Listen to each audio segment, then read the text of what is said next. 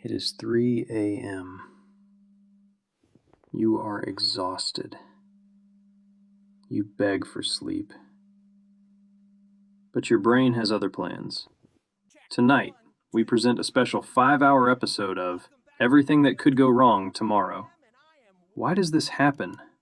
Why can't we just find the off switch? Welcome to the exhausting world of overthinking. Today, we pull the plug. To stop overthinking, you must understand who is running the show. Meet your amygdala. Think of your amygdala as an overly paranoid security guard. He is drunk, and he has a gun. In the Stone Age, his job was simple. Sea tiger, run! Overthinking kept you alive. If you heard a noise and didn't overthink it, you were dinner. But today, there are no tigers, so the security guard gets bored. He starts labeling everything as a threat. An awkward email? Threat. A weird look from your boss? Threat. Your brain isn't broken. It's just a boomer software running in a modern world. This glitch shows up in 3 flavors.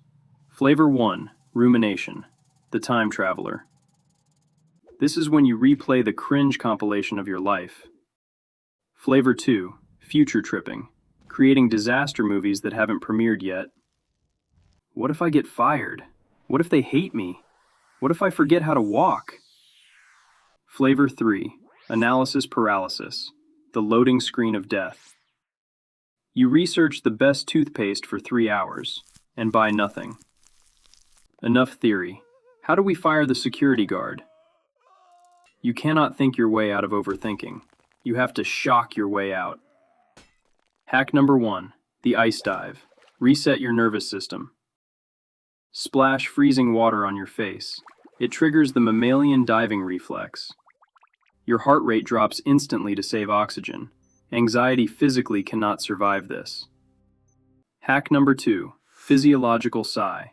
2 inhales, 1 long exhale. This offloads CO2 and tells your brain, we are safe. Now that your body is calm, let's tackle the mind. Hack number 3, worry scheduling. When a worry pops up at 10 a.m., say, not now, you have an appointment at 5. It sounds stupid, but it works. You are not suppressing it, you are delaying it. Hack number 4, the courtroom. Put your thoughts on trial. Brain says, everyone is laughing at you. Judge says, evidence? Did they say it, or did you just feel it? Feelings are not facts. Case dismissed. Hack number 5, the 70% rule, for the perfectionists. Waiting for 100% readiness is a trap. It doesn't exist. Aim for 70%. 70% is passing. 70% gets the ball rolling. Action creates clarity. You figure it out while doing it.